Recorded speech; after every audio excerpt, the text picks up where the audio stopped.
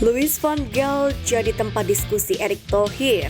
Tugas pokok Dirtek PSSI menanti. Legenda Malaysia segel Indonesia akibat iri. Pintu Raffles Strike jadi andalan Brisbane Roar terbuka. Push like di bawah, lanjut simak informasi selengkapnya sebagai berikut.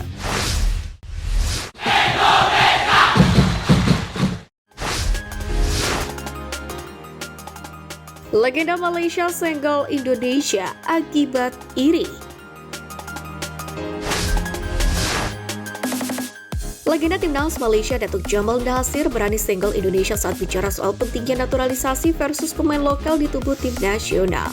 Datuk Jamal Nasir meminta skuad Harimau Malaya untuk menggunakan pemain naturalisasi selama 5 tahun ke depan saja sebelum akhirnya mengandalkan banyak pemain lokal.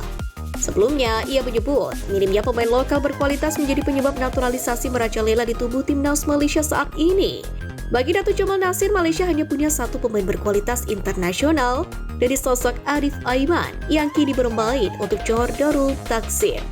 Menurutnya, ketergantungan Malaysia terhadap pemain naturalisasi seharusnya hanya bersifat jangka pendek dan maksimal selama 5 tahun ke depan. Dalam hal ini, Datuk Jamal Nasir kemudian menyenggol Indonesia sebagai salah satu pelopor naturalisasi di skuad tim nasional selain Thailand dan juga Vietnam. Menurutnya, Malaysia boleh melakukan naturalisasi demi mengimbangi kekuatan lawan, tapi juga harus diimbangi dengan pengembangan pemain lokal. Jika kita tidak menangani pengembangan pemuda sekarang, kita akan menghadapi masalah yang sama dalam 5 tahun, kata Datuk Jamal Nasir. Padahal, jika ditilik ke belakang, timnas Malaysia lah yang sejatinya merupakan tim dengan pemain naturalisasi terbanyak, di mana hal itu terlihat saat bermain di Piala Asia 2023 lalu.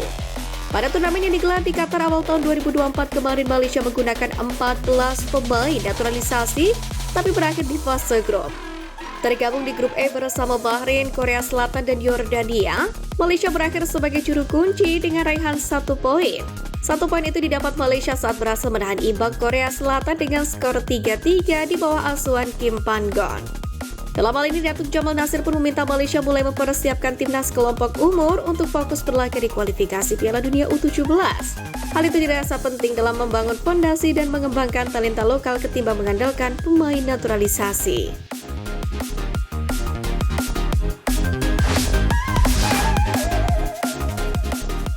Pintu Raffles Strike jadi andalan Brisbane Roar terbuka.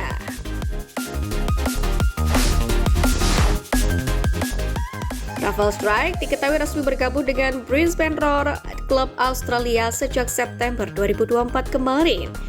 Ia memang mendapatkan menit bermain di klub anyarnya itu. Akan tetapi, mantan penyerang Ado Den Haag ini lebih banyak bermain dari bangku cadangan. Dari 9 pertandingan, hanya sekali pemain timnas Indonesia ini jadi starter. Strike sendiri kalah saing dari penyerang muda Australia Thomas Weddingham. Meski usianya baru 19 tahun, namun ia justru lebih banyak diandalkan. Bahkan, Weddingham tercatat sebagai top skor klub dengan mencetak 4 gol bagi Brisbane Roar.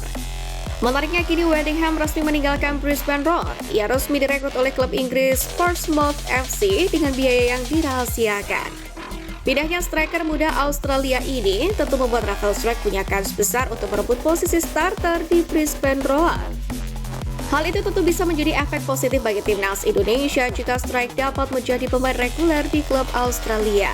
Apalagi pelatih timnas Indonesia Patrick Kluivert pun juga menegaskan agar pemainnya bisa dapat menit bermain yang lebih banyak di klubnya masing-masing.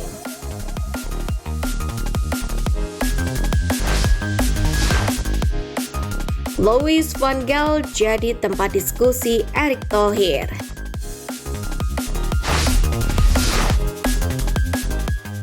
Louis van Gaal sempat dirumorkan akan menjadi direktur teknik PSSI. Rumor itu sempat mengemuka pada awal Januari 2025 ketika PSSI mengumumkan pemecatan Sintayong. Ketika itu, Patrick Kluivert muncul sebagai kandidat terkuat pelatih timnas Indonesia. Lalu, Van Gaal pun disebut-sebut akan menemani Kluivert di kursi direktur teknik. Keduanya disebut akan berkolaborasi memajukan timnas Indonesia seperti saat menjadi pelatih dan pemain pada dekade 90-an. Pada akhirnya, hanya Kluivert lah yang resmi diumumkan sebagai pelatih timnas Indonesia. Van Gaal disebut menolak jabatan direktur teknik karena alasan kesehatan. Hal itu kemudian dibenarkan oleh Arya dalam Sinar Podcast di kanal YouTube pribadinya. Ia menyinggung fakta Van Gaal baru melakukan operasi untuk mengatasi kanker prostat ringan yang dideritanya pada 2024. Lebih dari itu, pria berkacamata itu kemudian membenarkan bahwasanya Erick Thohir dan Van Gaal sering berdiskusi. Pria berusia 78 tahun itu banyak memberikan masukan terkait pengembangan sepak bola Indonesia. Justru Van Gaal itu tempat diskusinya Pak Erick. Van Gaal itu tempat ngobrol-ngobrolnya Pak Erick. Bagaimana menyusun semuanya. Jadi banyak masukan dari Van Gaal ke Pak Erick. Tugas Arya Sinulinga. Lebih lanjut lagi, Arya mengakui tugas sebagai Dirtek PSSI memang berat. Salah satu sosok tersebut paling tidak akan memantau bakat-bakat sepak bola dari Aceh hingga Papua yang tentunya butuh banyak perjalanan.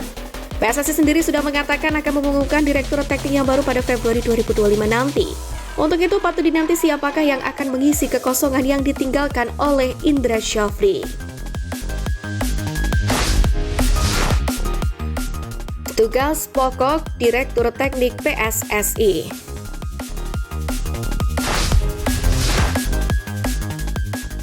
Saat ini PSSI tengah menggodok siapa yang akan menempati posisi Direktur Teknik atau Dirtek Timnas Indonesia untuk melengkapi pelatih Patrick Kluivert.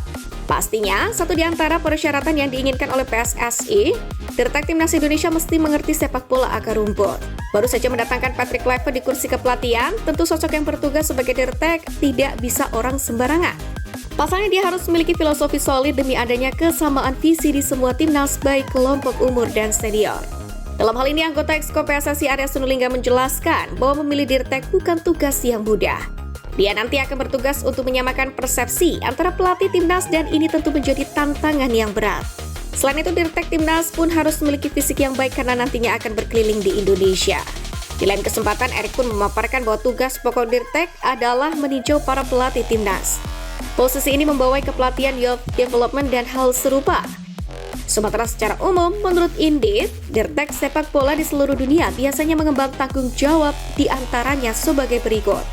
Yakni memaksimalkan pendapatan tahunan klub sepak bola, menetapkan target pendapatan untuk berbagai operasi seperti penjualan tiket atau merchandise, menegosiasikan anggaran transfer pemain dan gaji tahunan dengan pemilik dan pelatih tim utama, mengembangkan gaya bermain dan budaya kepelatihan klub, merekrut pemain dan manajer yang keterampilan sepak bolanya sesuai dengan budaya olahraga klub, menegosiasikan transfer pemain yang masuk dan keluar dengan klub lain, mendirikan akademi untuk membangun pemain muda, mengelola hubungan dengan media olahraga, menganalisis kinerja komersial, dan mendenda pemain karena pelanggaran kontrak. Namun demikian, hal ini sifat bertugas Dirtek PSSI secara umum di klub menurut Indit.